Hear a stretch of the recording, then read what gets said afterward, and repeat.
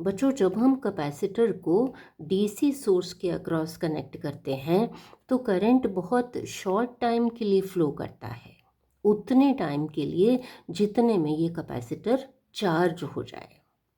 Initially यहाँ charge zero है, तो उस टाइम पर यहाँ से चार्ज की फ्लो रेट मैक्सिमम होगी, यानी करंट मैक्सिमम होगा।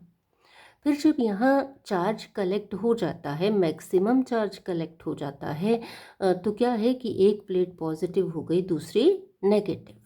तो इस कैपेसिटर के अक्रॉस पोटेंशियल डिफरेंस क्रिएट हो जाता है, वोल्टेज क्रिएट हो जाती है, और वो वोल्टेज इस करंट को स्टॉप करती है।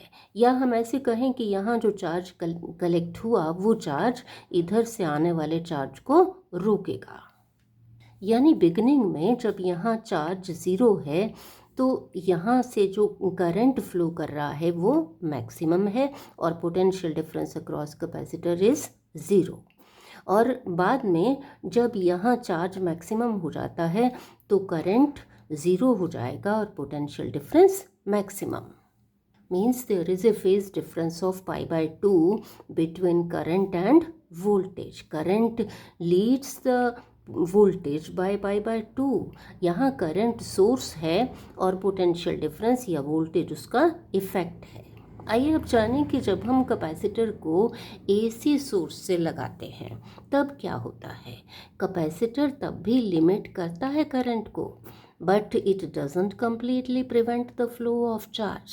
कैपेसिटर अल्टरनेटली चार्ज और डिस्चार्ज होता रहता है क्योंकि करंट की डायरेक्शन चेंज होती रहती है आफ्टर एवरी हाफ साइकिल। लेकिन करंट और वोल्टेज में रिलेशन वही रहता है। जब करंट मैक्सिमम होता है तो वोल्टेज ज़ीरो, और जब करंट ज़ीरो तो voltage maximum. Means current leads the voltage bye pi/2। इसको हम मैथमेटिकली प्रूव करेंगे एक सेपरेट वीडियो में।